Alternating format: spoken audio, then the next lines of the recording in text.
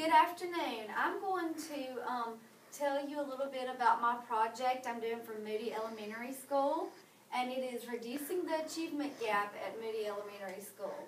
And we're going to discuss strategies for improving test scores on the Aspire reading test today. My name is Nicole Yerda. I've been teaching for 11 years now. I grew up in Roanoke, Alabama, and now I live in Moody, Alabama with my husband and 3 children. I believe that the classroom should be a safe, non-threatening environment, and this can be done by providing children with hands-on learning experiences and that invokes thinking and problem solving. Children will be encouraged to become active participants in their learning, and I want them to be risk takers.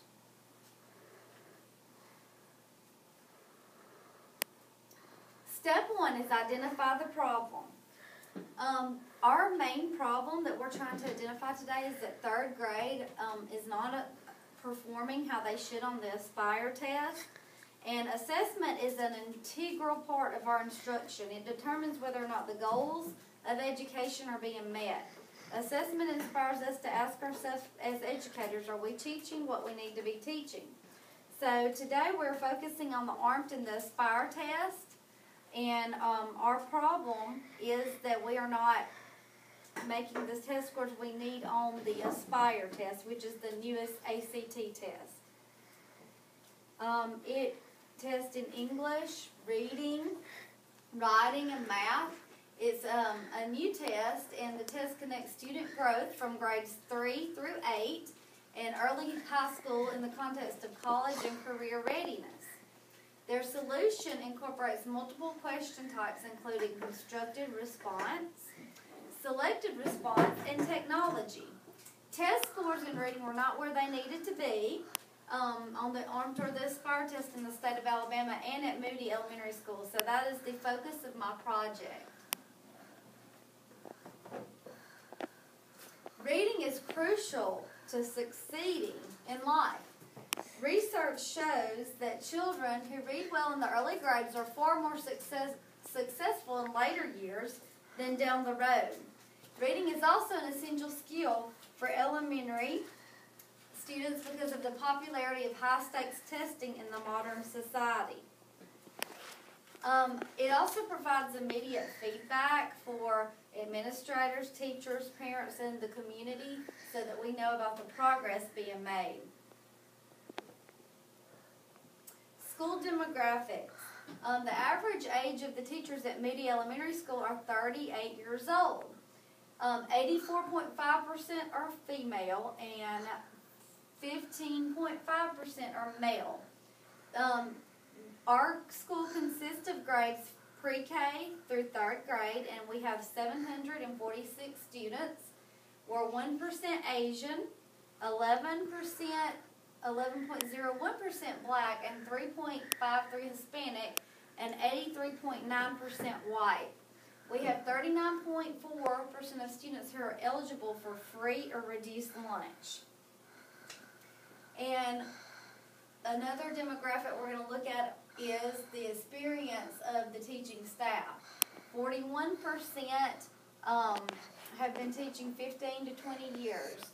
22% have been teaching 11 to 15 years, 23% have been teaching 6 to 10 years, and 14% have been teaching 0 to 5 years.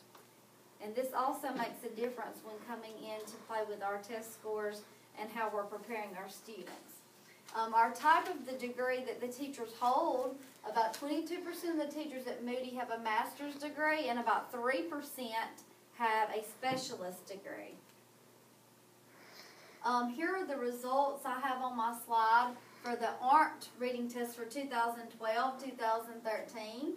And Table 3 is showing the results on the ARMT test with 64% in phonic analysis, 79% in demonstrating reading vocabulary, 54% in using strategies to comprehend, and then 58% is to comprehend functional and text information. The achievement levels in reading are the same on the ARMT and the Aspire test, with level 4 being the highest standard, level 3 being meet standards, level 2 being partially meet standards, and level 1 does not meet standards. And you can see that we had 44% that exceeded the standards on the ARMP test. Now the Aspire and the ARMP test almost show a significant amount of difference, because in Table 5, the percent of third grade students are listed based on what level of achievement he or she reached. And you can see that they, on level 1, 2, 3, and 4, scored significantly lower on the Aspire test than they did on the ARMP test. Just on level 1, you've got 51.60% that scored on level 1. Not many scored on level 4 at all, 12.23%. The Table 6 breaks down the data into gender. And we also were discussing that based on boys and girls, that boys did score lower than girls on the Aspire test. And also discussing, looking at it, you can tell that there were more girls that they made a higher score overall.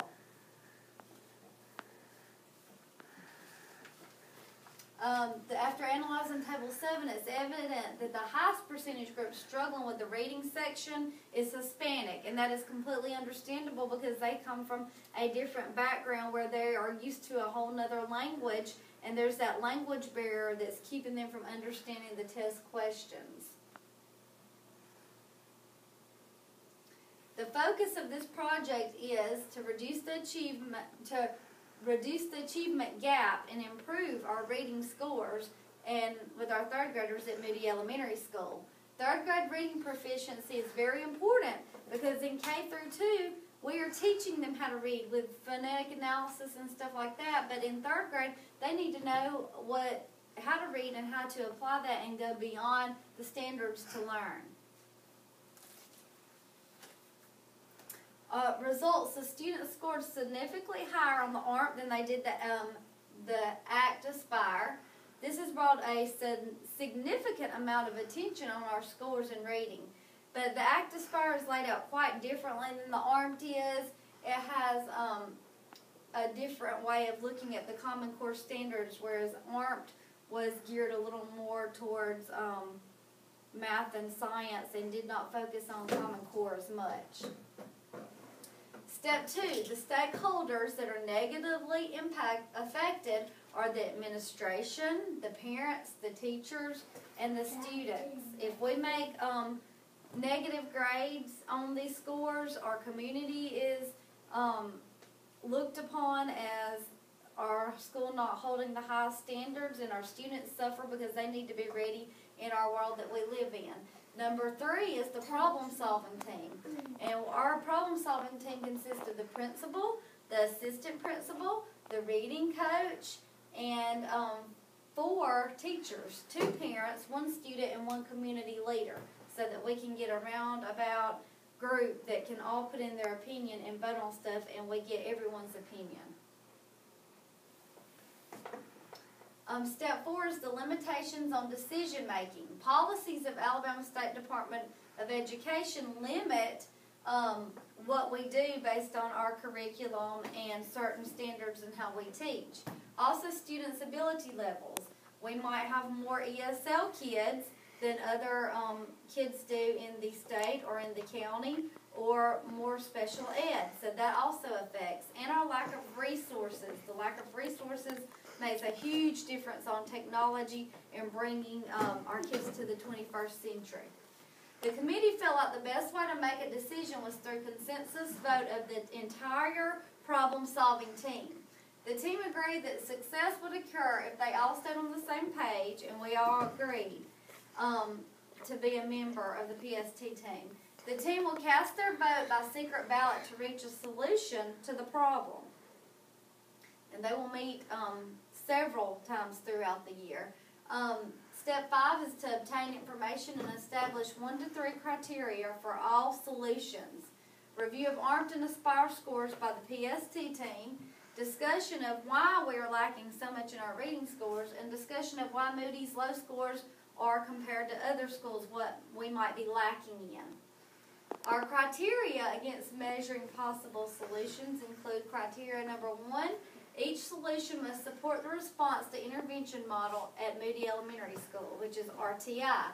And criteria number 2, each selection must support content area and student learning related to the Aspire reading test. Step 6 is generate proposed alternate solutions. So we've decided that solution number 1 would be to plan a common planning time with all teachers and the reading coach. Number 2 would be to have professional development meetings monthly for all the teachers. And number 3 would be to implement a peer tutoring program within the classroom. Step 7, feedback to proposed solutions. The first solution on having a common planning time, 90% of the PST team supported that. Solution number 2, about monthly professional development meetings, 50% supported that.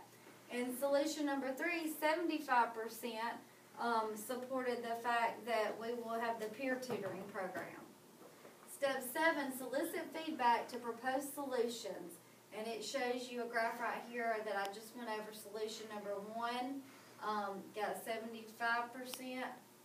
I'm sorry, 90%. Solution number 2 got 50%, and solution number 3 got 75% support.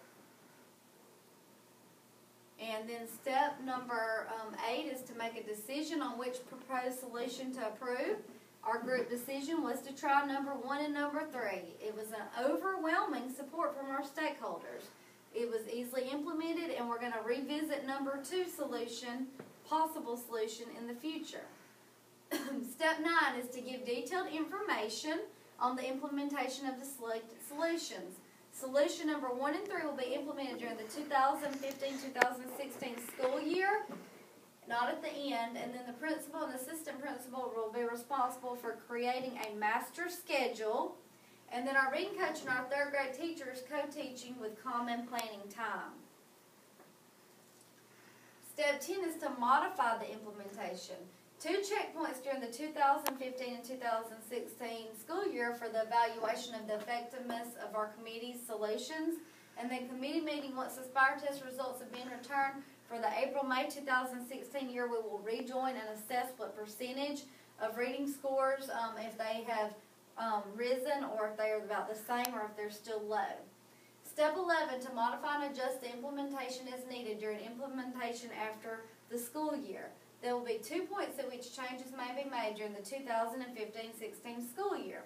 Once students have been involved in the Aspire test, scores will return, and we're going to evaluate the effectiveness of number 1 and number 3 solution, and then go back and revisit number 2 again for 2016-2017.